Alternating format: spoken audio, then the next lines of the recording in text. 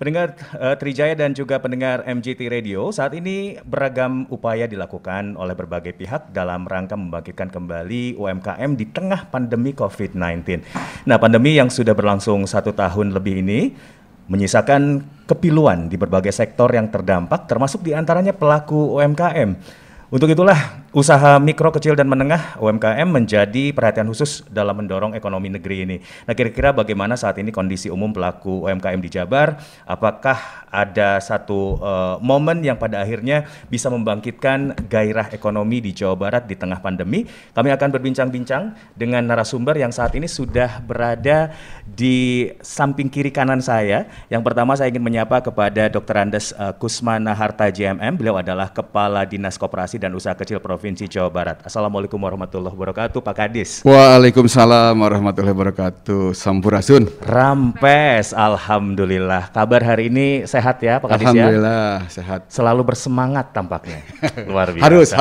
Harus ya. Harus. Apalagi di tengah seperti hal pandemi ini, kita nggak ada celah harusnya untuk apa? Kalau bahasa Sunda menguluwut. Iya, kita harus memotivasi jadi pemimpin gitu kan. Betul. Jadi pemimpin di Dinas KUK itu harus memotivasi agar juga staf kita, gerakan kita juga tetap optimis. Karena memang Indonesia mah harus tetap optimis dengan kondisi apapun. Setuju ya. Pak Kadis. Dan selain Pak Kadis juga sudah hadir di samping saya ada salah satu pelaku UMKM Jawa Barat juara. Dia adalah juga owner Hofland Coffee Subang. Saya langsung sapa, ada Teh Dwi Mustika. Assalamualaikum warahmatullahi wabarakatuh, Teh Dwi. Waalaikumsalam warahmatullahi wabarakatuh. Langsung dari Subang? Langsung. Kondisi perjalanan aman ya? Aman. Alhamdulillah. Bisnis lancar? Alhamdulillah. Wah ini ngereyeh. Kalau kita lihat Pak Tutus, ini salah satu pelaku UMKM Jabar juara yang kelihatannya optimismenya masih sangat luar biasa. Ini yang diharapkan ya. Betul. Dari senyumnya, kemudian dari penyampaiannya, ini kayaknya nggak ada masalah nih pandemi ya. Tapi kita akan tanya-tanyakan lagi ya lebih lanjut Pak Tutus dan juga Teh Dwi, seperti apa sebetulnya kondisi bisnisnya Teh Dwi, kemudian juga kondisi UMKM Jawa Barat saat ini di tengah pandemi. Baik, pertanyaan pertama mungkin untuk Pak Tutus dulu. Pak Tutus mungkin bisa memberikan informasi terlebih dahulu mengenai kondisi mungkin ya pertumbuhan ekonomi Jawa Barat dan juga pelaku UMKM Jawa Barat setelah 1 tahun pandemi ini berlangsung. Kira-kira seperti apa nih? Ya, jadi posisi sebetulnya alhamdulillah ya secara ekonomi kita sudah mulai meningkat gitu. Jadi saat ini kalau kemarin kan minus di 2020 itu minus 4% ya. Sekarang pertumbuhan ekonomi sudah meningkat, Jawa Barat itu 6,13% ya. Ini juga alhamdulillah termasuk juga ekspor kita yang nanti juga salah satu didukung oleh pelaku UKM kita. Betul. Yang dari Subang gitu kan. Walaupun memang pada umumnya memang disupport oleh industri. Jadi sebetulnya di masa pandemi ini setahun kita punya data sebetulnya. Jadi hampir 82% sebetulnya pelaku UKM itu mayoritas merasakan dampak negatif dari pandemi. Betul. Dan hanya sebagian kecil saja. Jadi 82, sekian dan 5,9 hanya yang tumbuh. Mungkin salah satunya adalah ini koperasi sebetulnya dan juga UKM yang di kopi ini. Ini yang salah satu yang tumbuh hanya 5,9%. Ini ada salah satu bagian dari 5,9% yang tumbuh gitu. Ini juga jadi sebetulnya kita juga sudah mulai pandemi mengubah perilaku konsumen sebetulnya ya. Konsumen dari peta kompetensi bisnis yang selama ini memang konvensional gitu ya. Konvensional dan sekarang sudah harus merubah ke transformasi digital. Ini yang harus upaya-upaya yang harus terus dilakukan, termasuk juga kita mendukung ke bisnis-bisnis yang yang higienis. Sekarang kan konsumen sudah berubah. Iya, betul. Ada higienis, ada atau low touch gitu, jadi jarang bersentuhan. Betul. Gitu kan. Terus juga dengan PPKM yang membatasi mobilitas. Bagaimana sih sebetulnya produk-produk kita, produk-produk pelaku UKM itu masih bisa laku, masih bisa berkembang, tumbuh di masa-masa mobilitas dikurangi gitu pembelinya. Nah ini strategi-strategi ini yang terus kita kembangkan sebagai pemerintah kan, bagaimana menciptakan, menumbuhkan dan memudahkan juga memberdayakan UMKM sesuai dengan Undang-Undang Cipta Kerja kan. Iya. Bahwa kita harus dengan ada undang-undang memberikan kemudahan, memberikan perlindungan dan pemberdayaan UMKM akan bisa bangkit di masa pandemi ini. Setuju. Jadi memang upaya terus dilakukan, apalagi di kondisi pandemi ini akan lebih gencar sebetulnya dibanding dalam kondisi yang biasa ya Pak Tutus, karena memang itulah yang dibutuhkan UMKM kita. Nah, kita akan tanya juga konfrontir ke Teh Dwi. Teh, ini saya pengen tanya juga nih, setahun lebih ya berarti ya, setahun lebih pandemi berlangsung, kondisi bisnis UMKM-nya Teh Dwi seperti apa? Hofland Coffee Subang. Nah, silakan.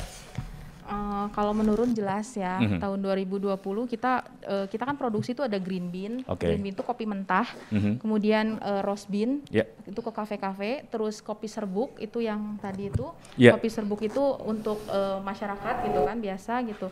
Terus kalau yang ini ada kopi minuman botol juga ada. Nah, jelas kalau untuk yang kemasan kita terdampak gitu, karena daya beli masyarakat juga turun gitu. Walaupun memang kopi ini sebenarnya dia meningkatkan imunitas, tapi karena masyarakatnya memang daya belinya turun, akhirnya ke penjualan juga turun gitu ya. Cuman ya saya waktu pas awal juga transisi, dari situ saya banyak merenung juga kenapa kok ini gitu menurun gitu kan. Cuman saya nggak banyak pikir, nggak banyak ya, mungkin ini cobaan dalam usaha, dalam manusia juga kan hakikatnya juga diuji gitu kan. Nah situ cuman saya alhamdulillah meningkatkan ke ibadah aja lah istilahnya. Jadi ada kesempatan ke arah situ malah saya malah ya udahlah, daripada istilahnya saya ngejar-ngejar istilahnya dunia ataupun apa juga belum tentu juga umur saya sampai ke situ misalnya. Yang tadinya kalau misalkan dihitung kita donasi misalkan cuman ke pengajian ataupun acara, pas tahun 2020 itu kemarin alhamdulillah 9.000 pieces didonasikan, baik itu ke rumah sakit terus ke masyarakat. Alhamdulillah, maaf bukan ini ya. Nah justru memang saya ngerasa itu hilang gitu kan, karena kita ini. Alhamdulillah Allah mengganti, justru tahun 2020 yang tadinya koperasi kita belum punya izin ekspor, alhamdulillah 2020 kita malah ekspor ke Taiwan. Tahun 2020 kemarin. Jadi di tengah pandemi malah ada kabar baiknya ya? Iya malah. Kemarin kita ke ekspor ke Taiwan dan tahun sekarang alhamdulillah kita dapat kontrak ke Arab Saudi itu 120 ton per tahun. Green bean-nya. Luar biasa. Nah itu jadi justru ya memang sih ada gitu terdampak, baik itu dari saya membuat kafe juga istilahnya memang tutup dulu, terus yang kemasan juga off dulu gitu kan. Tapi alhamdulillah dari sisi lain Allah punya itu malah, terus kemarin juga dapat kesempatan alhamdulillah ya Pak, lolos kurasi ke Dubai dibantu sama Bapak Kadis, akomodasinya dibantu sama Pak Kadis dari Dinas KUK ya. Iya, coba itu gimana maksudnya, kurasi seperti apa, boleh dijelaskan ke pendengar? Nah jadi gini, dari Kementerian Perdagangan itu ada yang namanya pemilihan produsen kopi memang yang untuk diikut sertakan di acara Dubai Gulf Food 2021 itu di Dubai acaranya. Kita tuh dikurasi dipilih dari 150 produsen kopi Indonesia. Hanya dipilih turun dari 150 lolos ke 100, 100 lolos ke 50, terus kurasi lagi tinggal 10 sampai akhirnya hanya kita gitu, koperasi kita satu yang produsen kopi Indonesia yang ikut di Gulf Food itu satu-satunya produsen kopi. Wah, luar biasa. Jadi berarti seleksinya ketat banget. Seleksinya luar biasa ya Pak? Luar biasa, karena memang juga kelihatannya kepercayaan ya. Dari terus juga begitu banyaknya itu istilahnya pola-pola kurasinya itu pasti ketat. Karena terbatas tempat, terbatas juga keinginan pasar gitu kan. Ini kan competitiveness ya, kelihatannya bersaingan ya, makanya harus dikurasi sedemikian rupa. Nah dari Dinas KUK sendiri Pak Tutus mungkin seperti apa pada akhirnya jatuh pilihan kepada Hofland untuk pada akhirnya ya istilahnya bisa dikembangkan lah untuk kurasi ke Dubai itu? Ya itu kan kurasinya memang sudah didaftarkan tersendiri ya, karena oleh Kementerian Perdagangan kelihatannya. Kita tinggal mendukung pada saat itu memang mau berangkat, tapi ternyata biayanya nggak ada. Nah kita kan support karena yang pertama memang ini alumni UMKM juara, alumni yang selama ini memang kita programkan gitu kan, kita rekrut. Makanya kan tahapan seleksi di UKM juara gue agak lumayan. Kita kan dibatas, ada tingkat di kabupaten dulu, terus masuk provinsi, dan yang diharapkan memang ini gitu, melalui pendampingan dan lain-lain. Dan akhirnya kita mencoba dengan alokasi anggaran kolaborasi sebetulnya, karena kita juga memfasilitasi pembiayaan salah satunya Ya akhirnya kita fasilitasi untuk memperoleh transportasi, akomodasi untuk bisa berangkat dan berhasil berangkat ke sana. Karena kan kalau peluang ini jarang dengan kurasi yang 150 gitu diambil 2 saja, diambil satu malah. Dan kalau tidak kita hadir gitu, pelaku UKM hadir ke sana kan sayang sekali. Tinggal hanya karena biaya gitu. Padahal kan biaya hanya pemerintah kan fungsinya seperti itu. Bagaimana memberikan fasilitasi agar peluang pasar dari produk UKM, apalagi produk UKM binaan kita, program kita, dan ini membawa Jawa Barat sebetulnya. Oh iya dong, jadi memang bukan hanya mewakili bisnisnya UMKM-nya, tapi itu tadi. Iya, mewakili Jawa Barat gitu dan kan. Jadi Indonesia. untuk juga membuat yang lain juga bisnisnya harus seperti ini gitu. Iya, jadi ada benchmark ya. Betul. Hoveland bisa, berarti UMKM Jawa Barat juara lainnya juga pasti bisa. Iya. Oke, ada pengalaman seru apa di Dubai? Teh Dwi bisa cerita mungkin, dan hasilnya apa di sana? Nah, kalau untuk di Dubai sendiri kemarin yang kita lihat tuh peluang pasarnya memang kopi specialty ya. Nah, selama ini Dubai itu banyaknya reguler itu jenis green bean yang diminta tuh wet hull. Nah, sekarang mereka baru mengenal yang namanya kopi specialty, kayak ada natural, honey, full wash. Nah, itu kita baru mengenalkan di sana. Di sana tuh mereka terbiasa dengan reguler, jadi kopi biasa gitu. Nah, sekarang mereka baru istilahnya memang pas ke sana tuh nyobain, lihat price list mahal katanya. Saya langsung muter ke booth India, Ethiopia, kok murah ya katanya, kok yang saya mahal gitu ya.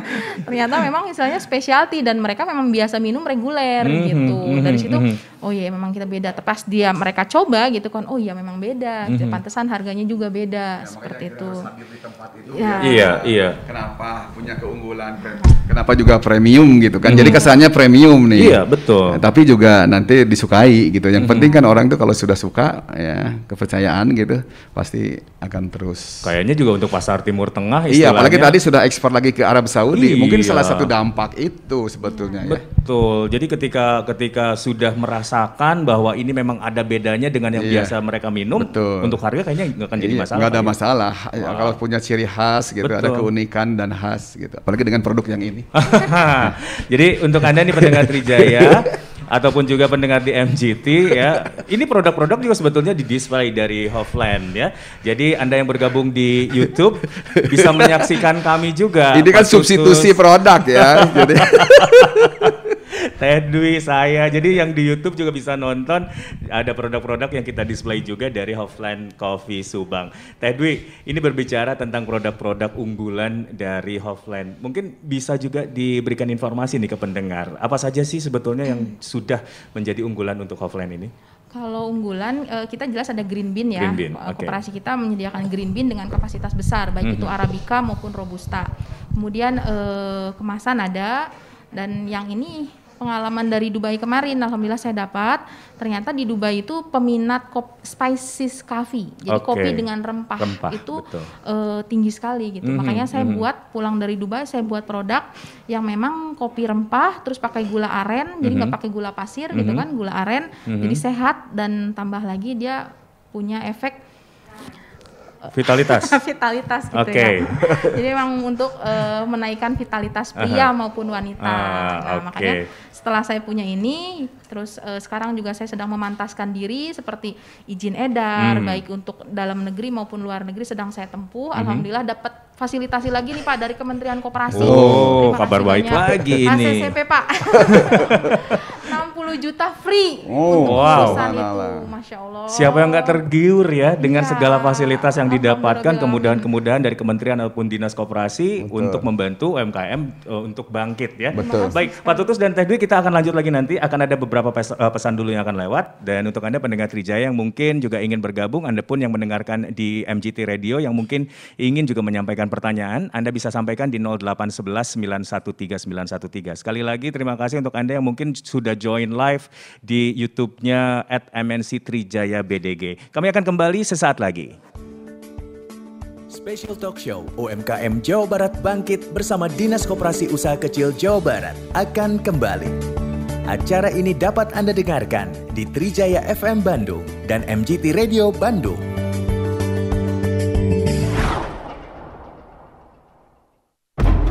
Membangun negeri dari setiap jengkal bumi pertiwi. Berdedikasi untuk kemajuan NKRI. Indonesia, kami akan lanjutkan cita-cita para pendirimu. Merdeka atau mati. Gelora semangat para pejuangmu selalu mengalir di darah kami. Jiwa patriotis para pahlawanmu selalu berdegup keras di dada kami. Percayalah saudara-saudara, Tuhan akan melindungi kita sekalian. Indonesia, tak banyak kata untuk ekspresikan kecintaan kami. Hanya karya terbaik yang bisa kami berikan kepadamu, agar kelak dunia memperhitungkanmu sebagai negara berdaulat dan kuat. Ayo bangkit, ikhtiar untuk negeri. Dirgahayu ke-76 Indonesiaku. Dipersembahkan Astra Infratol Road Cipali. 27 tahun MNC Vision dalam genggaman. Rasakan keceriaan HUT MNC Vision yang ke-27 dengan berbagai kejutan spesial mulai 8 Agustus ini. Lebih dari 270 hadiah undian dan ulang tahun. Lebih dari 27% diskon dan juga bonus istimewa. 27 lebih hadiah khusus untuk pelanggan Platinum. 270 lebih merchandise premium dengan 270 lebih kolaborasi partner. Cek info selengkapnya di website mncvision.id/mncvision27th. Stay tune juga di Instagram @mncvisionid buat semua keseruannya. Jangan lupa juga nih mengkonek ID pelangganmu ke Vision Plus ya. MNC Vision Pay TV Keluarga Indonesia.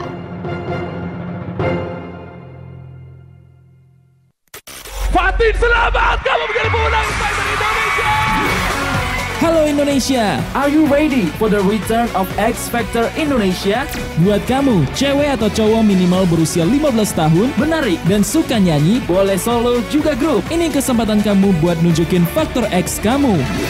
Caranya gampang banget. Buka aplikasi RCTI Plus, pilih fitur Hot Plus di bagian atas, klik menu Competitions di bagian bawah, kemudian klik banner X Factor Indonesia. Baca syarat dan ketentuannya, lalu klik Join. Rekam atau pilih video perkenalan diri kamu semenarik mungkin. Nyanyikan lagu pilihan terbaik kamu dengan akapela, atau bisa juga dengan iringan musik. Isi deskripsi dengan lengkap. Ketik XFI 2021, spasi solo atau grup, spasi nama, spasi usia, spasi kota domisili, spasi judul lagu. Setelah itu, upload video kamu. Info lebih lanjut, cek di Instagram X Factor Indonesia @XFactorIDOfficial.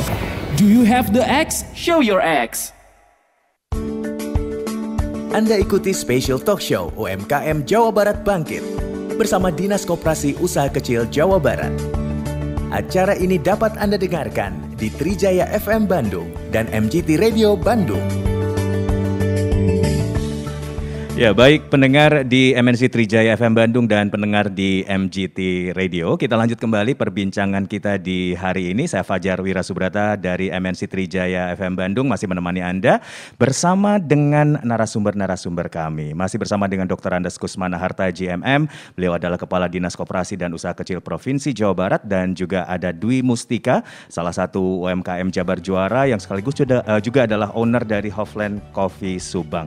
Pak Tutus, kita lanjut lagi. Ini tadi menarik cerita dari Teh Dwi bahwa ternyata memang di tengah pandemi ini ya ternyata ada beberapa keuntungan-keuntungan yang muncul, kemudian hal-hal yang menggembirakan yang justru malah mengembangkan bisnisnya. Kalau saya simak juga dari yang disampaikan Teh Dwi, ternyata di situ ada adaptasi-adaptasi yang harus dilakukan pada masa pandemi seperti ini. Nah, terkait dengan adaptasi, kira-kira apa nih masukan dari Dinas Koperasi Provinsi Jawa Barat yang mungkin bisa disampaikan ke para UMKM yang pada akhirnya bisa beradaptasi dan juga bisa bukan hanya terpuruk tapi malah berkembang di pandemi ini? Ya, jadi saya mendengar Teh Dewi ya terkait dengan langkah-langkah, berarti kan ini tuh inovasi gitu ya. Betul. Inovasi untuk memproduksi barang jasa sesuai dengan kebutuhan. Terus juga melihat juga peluang-peluang pasar tadi kan. Jadi pasarnya sebetulnya tidak cukup dengan satu jenis produk saja kelihatannya. Jadi harus juga bersubstitusi. Terus di kondisi gini kan juga sudah mulai orang tuh tadi sudah saya sampaikan, ada namanya higienis ya, kebersihan ya. Terus juga dengan low touch gitu kan, jadi jarang bersentuhan sekarang kan. Terus juga less crowd gitu kan, tidak ada keramaian gitu. Dan satu lagi adalah low mobility gitu kan, jadi mobilitas orang sudah berkurang. Jadi Teh Dewi juga sekarang kelihatannya juga, kalau di Subang mungkin sudah mulai rame ya. Tapi tetap dalam penjualan ini harus beradaptasi dengan kebiasaan baru. Jadi pemanfaatan teknologi adalah e-commerce kita sebetulnya sudah mulai meningkat nih. Kalau nasional rata-rata sudah hampir 20% gitu kan, sudah ke e-commerce, apalagi Jawa Barat sebetulnya masuk ke 3 besar. Sudah mulai, apalagi kita kerjasama dengan marketplace besar. Ya, selain marketplace besar itu juga bukan hanya melakukan pemasarannya, Kang, tapi sebetulnya dia juga melakukan pelatihan dan pendidikan. Jadi kita sudah kerjasama dengan Shopee, dengan Bukalapak, dengan Tokopedia, juga dengan Grab lah untuk makanan mah gitu kan. Terus juga kemarin juga di Bangga Buatan Indonesia di bulan Juli, alhamdulillah yang penting juga kita sudah UKM kita sudah onboarding gitu. Jadi mereka juga tahu. Jadi istilahnya kita kan di UKM juara itu punya katalog gitu. Ya, katalog itu kalau sudah jadi juara contohnya, support dari yang lain juga jadi, bukan hanya dari Dinas Koperasi, dari Bank Indonesia, dari Kementerian Koperasi, butuh apa? Tapi kalau sudah dia yakin gitu bahwa ini sudah dibina dari kecil, biarlah ini menjadi binaan mereka lagi gitu kan. Saya mah tidak cemburu gitu. Walaupun dari kecilnya oleh kita gitu kan. Tidak masalah. Tapi kudu tidak masalah karena untuk masyarakat juga gitu. Betul, setuju. Ya, jadi ada beberapa UKM juara juga alumni. Ya tadi kalau sudah satu kali kita bina dan berhasil, yang lain tuh ikut gitu. Ini jadi binaan kita dong gitu kan, memberikan, tapi yang penting ada support yang lain seperti tadi HCCP gitu kan. Ini juga peluang sebetulnya. Apalagi kita sekarang dari mulai yang usaha mikro, kita fasilitasi juga untuk NIB, nomor induk berusaha. Itu kan juga sebagai langkah awal bagaimana untuk memperoleh hak merek, hak paten, bantuan dari pemerintah gitu kan.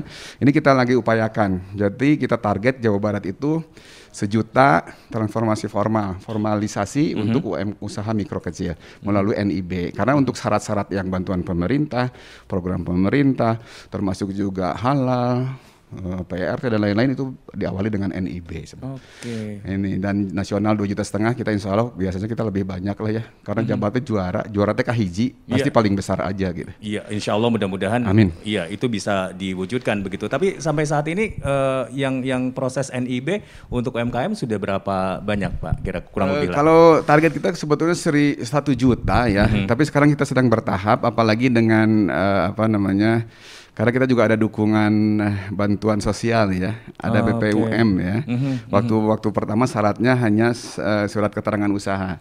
Sekarang untuk BPUM versi Jabar gitu, kita hampir 10.000, itu syaratnya adalah punya NIB. Besarannya berapa Pak?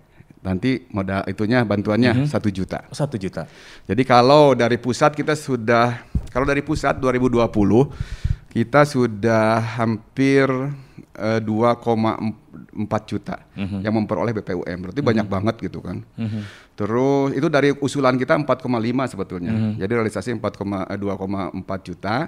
Terus yang tahun sekarang, tahun 2021 itu sekitar 1,8 juta untuk yang itu. Nah dari situ kan ada beberapa yang belum memperoleh nih. Ini upayanya apa? Ya kita akhirnya kita bantu juga. Kita akan mengeluarkan mungkin bulan ini nih, insya Allah di akhir Agustus.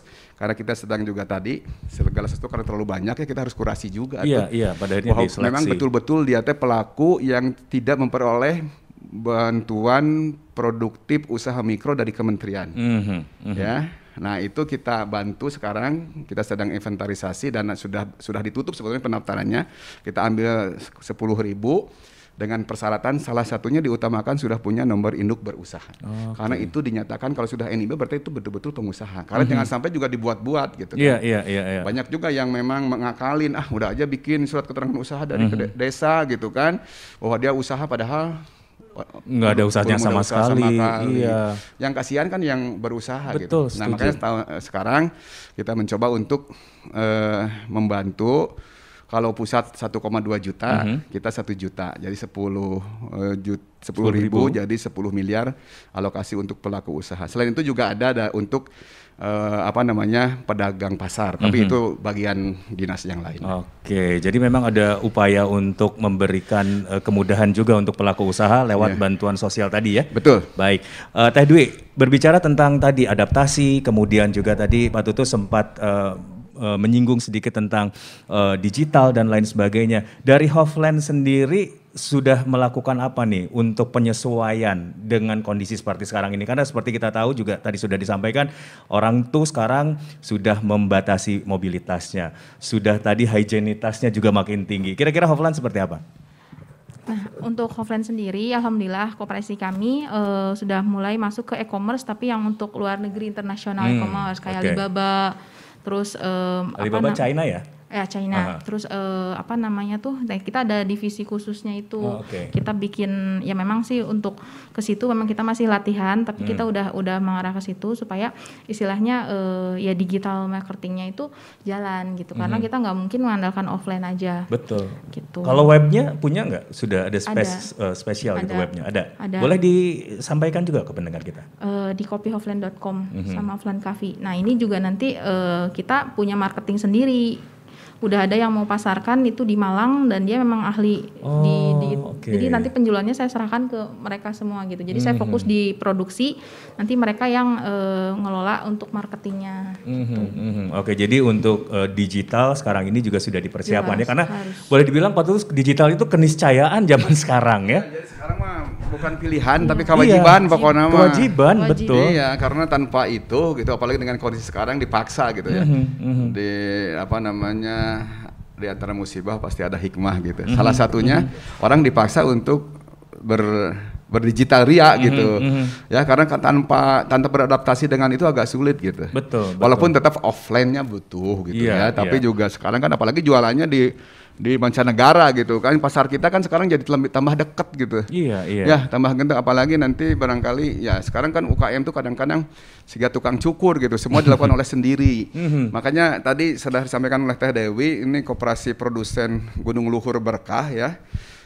Produksi yang menjualnya mungkin bisa koperasi atau bisa memang pihak lain gitu. Yang penting fokus di situ dengan produksi yang itu gitu kan. Tapi untuk produksi lain mungkin oleh koperasinya. Ini yang saya harapkan seperti ini gitu. Jadi jangan sampai dari mulai produksi, dari mulai laporan keuangan, dari mulai pemasaran, membuat desain oleh sendiri itu makanya tuh jadi segala tiasa gitu kan. Nah, ini harus dibagi apalagi dengan sudah mulai volume aksesnya besar gitu, akses volume penjualannya besar, nah ini juga harus manajemen bisnisnya sudah harus ditata. Tapi kalau secara pengamatan dari Pak Tutut, sudah seberapa banyak nih pelaku UMKM Jawa Barat yang secara infrastruktur memang sudah siap untuk go digital?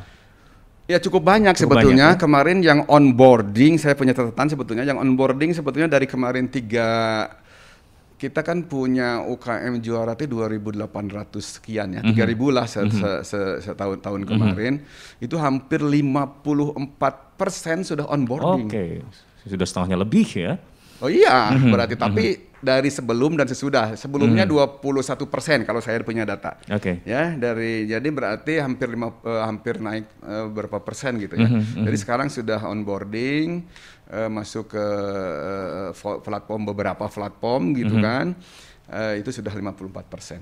Dari yang kita tidak bisa melihat dari yang lain ya, tapi dari binaan kita saja. Dari 3.000 itu 54%. Termasuk juga kelembagaannya, terus ada banyak sebetulnya yang data yang kita miliki terkait dengan pelaku dari kita juga by name by address-nya ada kan. Jadi enak gitu kita melaporkan berapa sih sebetulnya yang sudah onboarding, berapa yang boleh lebih dekat mic-nya Pak Tutut? Enggak. Tuh, di kelembagaan usaha saja dari awalnya perorangan gitu ya. Ya, dari 3.000 perorangannya turun jadi 442. Yang jadi CV-nya saja sudah jadi 2.161 dari 3.007 nih. Nah, ini dari kelembagaan, terus juga dari itu sebelum pendampingan dan setelah pendampingan. Tenaga kerjanya lumayanlah naik sedikit 1,0%. Onboarding, marketplace tuh. Sebelum pendampingan hanya 20% ya. Dan setelah pendampingan ada 54%. Semakin sadar bahwa marketplace ataupun digital ternyata juga istilahnya harus disentuh. Harus disentuh. Betul, tapi kita harus juga mendampingi ya, harus diingatkan terus gitu, tong santai teuing gitu. Makanya ada program khusus. Ini perlu ini kolaborasi juga sih dengan beberapa ini. Jadi kumaha sih masuk ke marketplace teh ya, cara foto, cara juga desain kemasan seperti ini kan cantik seperti ini ya, kemasannya gitu. Terus juga eye catching di foto juga tidak sembarangan. Makanya ada marketplace sekarang yang sudah menyediakan pelatihan dan lain-lain. Biasanya ekspor-ekspor, sekarang impor-impor. Sekarang dulu impor-impor, sekarang jadi ekspor-ekspor. Ekspor ya. Jadi malah mengadakan sekolah ekspor gitu untuk UMKM. Semakin lengkap begitu ya. Baik Teh Dwi, ini berbicara tentang produk-produknya Teh Dwi. Untuk Anda yang di YouTube mungkin bisa melihat ya, kurang lebih lah ya bentukannya seperti apa, desain dan lain sebagainya. Ini kan ada juga produk selain dari kopi ya. Nah, boleh cerita juga kenapa pada akhirnya pengembangannya juga ke produk selain kopi, karena kan kalau secara nama kan Hofland Coffee gitu. Boleh cerita? Oh ya ini ya. Nah ini konsentrat buah ya, jadi buah sehat.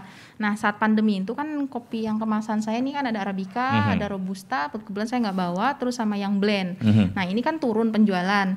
Nah pas saat itu, pas COVID awal-awal, kita kan banyak butuh imun, vitamin, nutrisi. Nah terus saat itu juga pas saya lagi ke kebun, petani-petani ini tuh mereka tuh kayak yang istilahnya down banget karena pariwisata tutup, terus penjualan buah-buahan juga waktu itu saat anjlok gitu kan. Nah saya bilang kenapa Pak sedih gitu kan, ini Pak ini Neng katanya buah-buahan tuh anjlok karena harganya segini-segini, biasanya dijual 40.000, sekarang cuma 10.000, cuma 20.000. Oh gitu. Saya waktu itu saya ngerasa ya kasihan gitu kan, akhirnya saya bawa pulang gitu kan. Kebetulan di rumah juga ada lemon. Dulu lemon itu pas saya tanam, kata yang jual bibitnya, ini nanti kalau panen sekilonya 100.000. Pas panen Pak COVID bukannya 100.000, 10.000 pas 1 kilo. Saya bingung kan. Aduh ini lemon di rumah gitu mau saya apain? Terus saya juga beli petani cuman gara-gara kasihan gitu kan, sampai rumah bingung. Ya udahlah daripada busuk saya olah lah. Jadi konsentrat. Jadi konsentrat ini yang buat saya ini dia memang sama sebuah buahnya. Jadi ada biji, terus buah, semuanya ada bulir-bulirnya, kulit lemonnya gitu kan, dan tanpa pengawet. Ini ada madu, buahnya 100% dan tanpa pengawet, tanpa gula yang istilahnya gula yang aneh-aneh lah ya gitu. Jadi pas pandemi ini turun, nah ini alhamdulillah masuk ke yang orang COVID untuk ngejaga imunitas, ada lemon, ada strawberry, blackberry ini kayak pendamping dia. Berarti produk-produk baru di luar kopi ini justru adalah jawaban dari adaptasi yang dilakukan oleh Teh Dwi, ya kan? Kan kalau kita lihat juga pelaku-pelaku UMKM tuh seringkali juga melakukan pivot ya, berperalihan bisnis malah. Ketika dia awal bisnis makanan misalnya, ketika ternyata bisnis makanan lagi drop, dia ngelihat peluang ternyata bisnis masker lebih menguntungkan, akhirnya beralih gitu. Ada kan yang begitu Pak Tus? Banyak dengan ya itulah namanya yang kreatif dan inovatif gitu. Sebetulnya yang seperti itu, jadi melihat peluang pasar, mana yang memang cocok itu, tapi tidak ikut-ikutan juga sebetulnya. Itu kan muncul dari diawali dengan kapaksa, manajemen kapaksa gitu kan, tapi juga jadi cerdas gitu. Itulah ciri Jawa Barat, sebetulnya kreatif, inovatif pada saat menghadapi ini dengan pengalaman mereka di berbisnis, inovatif dan peluang pasarnya sangat luas. Tadi juga Teh Dewi sudah menyatakan bahwa ini turun, ada juga substitusi yang untuk produk yang naik. Ini adalah makanya perlu program khusus gitu kan untuk para pelaku UKM yang sekarang ini, jangan sampai iya we dah nenek moyang kita juga dahulu kieu gitu kan.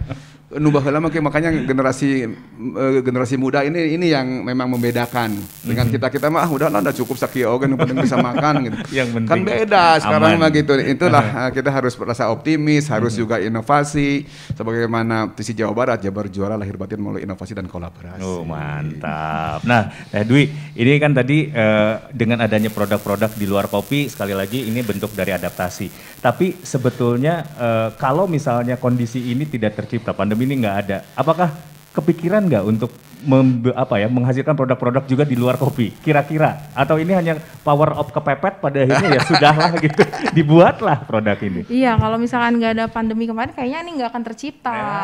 Jadi saya justru malah dapat hikmahnya Pak. Alhamdulillah ini. Di balik musibah ada hikmah gitu. Betul Pak. Kalau nggak pandemi saya mungkin nggak ketemu petani ini yang lagi turun harganya, terus pas kalau nggak pandemi juga saya nggak akan lemon saya seharganya cuma 10.000 gitu kan. Dan saya juga nggak mikir istilahnya orang yang lagi isoman itu kan butuh nutrisi, butuh vitamin kayak gitu. Betul. Alhamdulillah jadi membawa berkah ya Pak. Kalau sinetron zaman dulu Pak Tus ada sengsara membawa nikmat. Ya sengsara buat orang tapi membawa nikmat buat beliau karena ada produk baru yang ternyata juga menghasilkan. Untuk sebuah produk yang akhirnya muncul produk-produk baru, researchnya berapa lama? Kayak misalnya untuk kopi yang lanang itu, kemudian atau juga konsentrat buah-buahan, biasanya berapa lama untuk researchnya? Kalau riset ini nggak lama sih, saya cuma kepikiran yang penting saya buat minuman itu yang sehat, yang anak saya bisa minum, saudara-saudara saya bisa minum, karena ini tuh kepikiran dari boba. Kan sekarang kan lagi banyak musim boba-boba, disedot gitu kan bisa dimakan. Nah anak-anak itu kan senangnya minum boba, anak-anak saya juga. Nah itu kan ada pengawetnya Mas, ya Pak. Jadi, nah saya bikin istilahnya yang dia kalau disedot ke sedotan tuh ya buahnya aja gitu. Iya. Lemon dengan kulitnya itu bisa dimakan kayak jelly kayak gitu. Nah dari situ saya buat ya udahlah kayaknya anak-anak saya mah butuhnya waktu awalnya kan anak-anak gitu kan supaya sehat gitu minumannya, yaitu buahnya ya pure gitu, nggak pakai pengawet. Kayak gitu. Dan alhamdulillah ternyata ada pasarnya sendiri, orang-orang yang nggak mau makan pengawet kayak gitu. Kalau yang kopi, karena ini kan menjawab juga keinginan dari pasar ya, akhirnya kopi ini dibuat ataupun diproduce begitu. Kalau kopi berapa lama? Kenapa? Pertanyaan gitu banget. Enggak, kan harus jelas ya Pak Tutus ya. Setiap produk tuh harus kita dapat. Iya gitu. Jadi gini Pak, waktu pas pameran di Dubai itu, saya tuh banyak yang nanya spices coffee, jadi kopi dengan rempah. Terus ternyata di Dubai banyak kan itu kan 100 negara Pak. Ada Dubai, termasuk buyer saya yang Arab Saudi juga datang waktu itu ke sana ke Gulfood, dia memastikan gitu kan. Nah, ternyata di Dubai itu banyak warga Timur Tengah lain gitu kan. Mereka yang istrinya tuh 1, 2, 3, 4 dan banyak gitu lah istilahnya. Nah, dari situ tuh mereka tuh justru yang dicari tuh Pak obat istilahnya ya vitalitas. Nah, spices coffee, kopi dengan rempah dan memang punya manfaat vitalitas. Akhirnya saya kepikiran, wah kata saya gimana kalau saya bikin istilahnya kopi yang memang punya manfaat ke situ. Ya udah saya pulang dari Dubai, saya ulik ada kan kebetulan kopi lanang, mana sih ini kopi lanang gitu kan. Saya ini terus saya olah tapi tetap sehat, dia kopi lanang. Terus saya pakai gulanya gula aren, dia nggak pakai gula pasir. Kemudian pakai tambahan rempah-rempah dari Dieng. Nah itu rempah ini yang memang namanya purwaceng, jadi disebutnya tuh Viagra of Java. Jadi udah kopi lanang itu memang punya kopi lanang aja udah berkhasiat. Kopi lanang aja udah berkhasiat. Lagi apa tadi kuaceng? Purwaceng Pak. Bukan kuaci Pak, bukan kuaci. Purwaceng gitu ya. Purwaceng ini Viagra of Java. Jadi Viagranya Jawa, tapi dia herbal. Nah jadi nggak yang istilahnya berbahaya buat memacu jantung, enggak itu. Jadi kayak terapi sistemnya. Jadi memang kopi piberi atau kopi lanang ini ditambah dengan rempah tadi, terus tambah gula aren sama jahenya itu supaya istilahnya anget lah gitu. Jadi dan memang testimoni teman-teman yang saya kasih coba juga yang wow katanya. Yang tadinya ke rumah cuma mau cari green bean, dia tadi ke rumah mau nyari green bean gitu kan, nanya-nanya green bean sampai pas udah pulang, ini kalau udah dipasarin cepet-cepet ya, ini nomor saya katanya. Itu malah minta ini. Saya nggak akan minta testimoni dari teman-temannya karena nggak ada ya. Testimoninya dari Teh Dwi, jangan. Nggak Teh Dwi tenang, nggak akan diminta kok testimoninya. Nanti aja Pak Kadis kalau udah nyoba testimoni pribadi ke saya Japri. Pak Kadis, menarik sekali kreativitas dari para pelaku UMKM yang pada akhirnya menyiasati segala hal untuk survive di zaman pandemi. Nah, dari dinas sendiri, Pak, untuk istilahnya apa ya, membangkitkan kreativitas dari para pelaku UKM, ada program-program khusus tidak, Pak? Ya, jadi selain tadi ya, UKM juara ya, jadi kita latih, kita didik, kita promosikan gitu kan. Terus kita juga hubungkan dengan akses pembiayaan, akses pemasaran gitu kan. Terus juga di kegiatan yang lain ada namanya One Pesantren One Product gitu kan. Juga itu juga karena sekarang kan banyak pelaku usaha tuh tumbuh di pedesaan ya. Jadi tinggal di desa, rezeki kota, bisnis mendunia gitu ya. Nah ini apalagi Jawa Barat kan kebanyakan tinggal di desa penduduknya ya, hampir sekian persen gitu kan. Nah ini motivasinya kita latih, kita didik juga untuk bagaimana mengolah produknya, karena ada juga one pesantren one produk, minimal satu pesantren satu produk. Apalagi kalau sudah pesantrennya kan, pesantrennya punya lahan yang cukup luas gitu kan, kesempatan untuk nanam, terus sentuhan teknologi yang harus masuk. Pada saat dia dimagangkan di tempat yang berhasil, ini juga mungkin nanti harus ada UKM-UKM yang magang gitu, agar juga ilmunya menyebar gitu kan.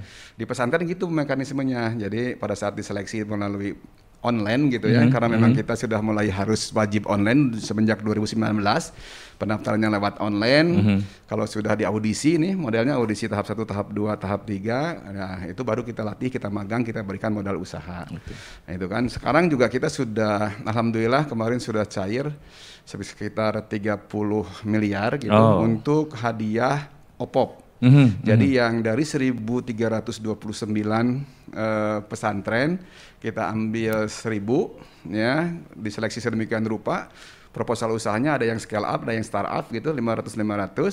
Nah itu kita berikan modal usaha. Tapi sebelum memperoleh modal usaha itu, kita akan latih, kita akan magangkan di tempat ke pesantren yang berhasil. Ya gitu kan, itu masing-masing diberi modal usaha. Nanti kalau sudah pelatihan, untuk startup itu 25 juta dengan catatan dia harus mengembangkan apa yang dia audisikan pada saat dia melakukan seleksi. Nanti kan kelihatan dia kan akan juga nanti jadi juara kabupaten kalau berhasil gitu kan.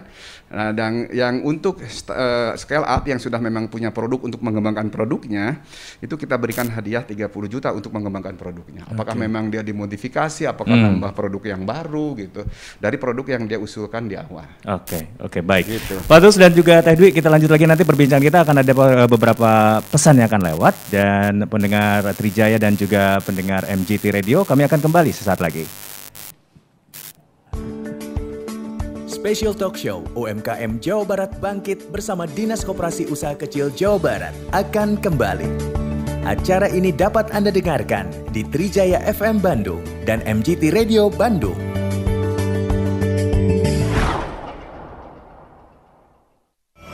Healthy Life, MNC Trijaya FM. Puncak-puncak kedatangan dari pasca Idul Fitri itu adalah sekitar pada tanggal 16 sampai 17 Mei. Jadi kita sudah akan melihat pergerakan penambahan kasus itu dimulai tanggal 25 Mei ke atas. Mari kita sama segera mendorong para lansia ini untuk mendapatkan vaksinasi ya, karena kami melihat masih banyak keengganan para lansia nih untuk mendapatkan vaksinasi. Jadi mari kita sampaikan informasi dan kita ajak, kita antar, kita jelaskan manfaat daripada vaksinasi ini. Perbincangan seputar kesehatan dan bagaimana cara hidup sehat ada di Healthy Life, MNC Trijaya FM. Dengarkan podcast Healthy Life hanya di Radio Plus, bagian dari RCTI Plus. Download RCTI Plus, ada di App Store dan Google Play. Anda ikuti Special Talk Show UMKM Jawa Barat Bangkit bersama Dinas Koperasi Usaha Kecil Jawa Barat. Acara ini dapat Anda dengarkan di Trijaya FM Bandung dan MGT Radio Bandung.